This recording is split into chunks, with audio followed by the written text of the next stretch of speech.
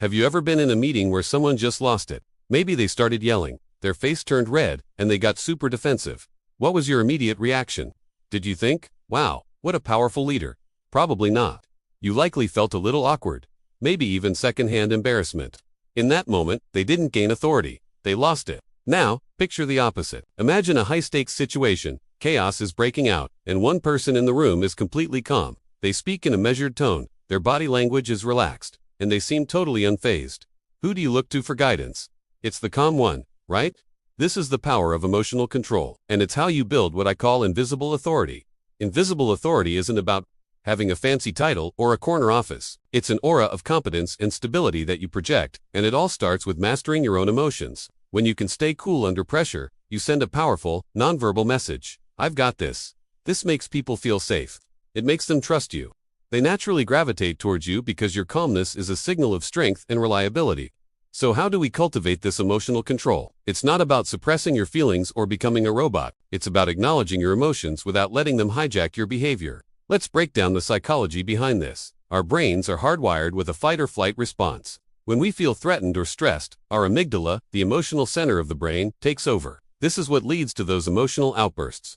But we also have a prefrontal cortex, the part of our brain responsible for rational thinking and impulse control. The key to emotional mastery is to strengthen the connection between your rational brain and your emotional brain.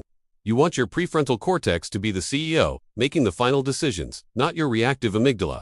One of the most effective ways to do this is through mindfulness and self-awareness. It starts with simply noticing. When you feel a strong emotion bubbling up, anger, frustration, anxiety, don't just react. Pause, take a deep breath. This simple act of pausing creates a space between the emotional trigger and your response. It gives your rational brain a chance to step in and say, okay, what's really happening here? What's the most constructive way to respond? Let's use a practical example. Your boss publicly criticizes your work in a team meeting. Your immediate emotional reaction might be a surge of anger and defensiveness. You want to shout back? That's not fair. You don't understand the full context. But what would that accomplish? It would likely escalate the conflict and make you look unprofessional. Instead, you pause. You take a breath. You acknowledge the feeling of anger and embarrassment, but you don't let it drive your actions. Your rational brain kicks in. You might say something calm and composed, like, I appreciate the feedback. I'd like to understand your concerns better. Can we schedule a few minutes to discuss this privately after the meeting? Look at the difference. In the first scenario, you lose control and lose credibility. In the second, you maintain your composure, show that you're open to feedback, and handle the situation with professionalism. You've just demonstrated incredible emotional strength, and everyone in that room noticed. You've gained invisible authority. Your boss respects you more for not creating a scene, and your colleagues see you as a stable, reliable presence. This principle applies everywhere, not just at work. Think about parenting. When your child is having a full-blown tantrum, what's the most effective approach? Matching their chaotic energy with your own frustration and yelling, or staying calm, providing a stable presence, and guiding them through their emotions. The calm parent is the one in control. The calm parent has the authority. It's the same in negotiations. The person who can detach from their emotions and focus on the objective facts is almost always the one who gets the better deal. When you get emotional, your judgment gets clouded. You might make concessions you later regret, just to end the uncomfortable confrontation. The person who stays calm can think more clearly, spot weaknesses in the other side's argument, and hold their ground. So, how can you practice this daily?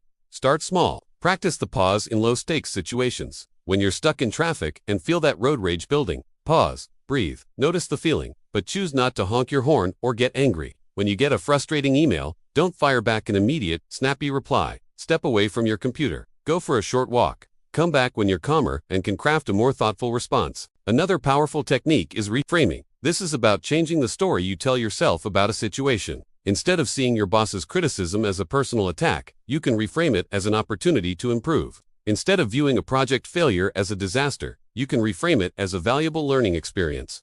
This cognitive shift can dramatically alter your emotional response. You're no longer a victim of circumstances. You're a learner, a problem solver. Physiology also plays a huge role. When you're stressed, your body releases cortisol.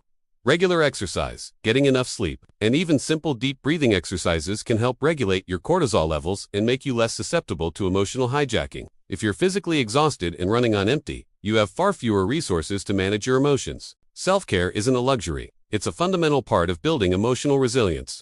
Remember, the goal isn't to be emotionless. Emotions are valuable data. They tell us what's important to us. The goal is to be the master of your emotions, not their slave. It's about feeling the anger, but choosing a constructive response. It's about feeling the anxiety, but taking action anyway. When people see that you are the calm in the storm, they will instinctively trust and follow you. Your emotional stability becomes a source of stability for everyone around you. This is the essence of invisible authority. It's not loud. It's not demanding. It's a quiet, unshakable confidence that radiates from within. It's earned through discipline, self-awareness, and the consistent choice to respond rather than react. Start practicing today. The next time you feel a strong emotion, just pause, take one deep breath. That single moment of stillness is where your power lies. It's the first step toward becoming the kind of person others look up to, not because you have to, but because they want to. Thank you so much for watching. If you found this helpful, please give this video a like and subscribe for more content on leadership and personal development.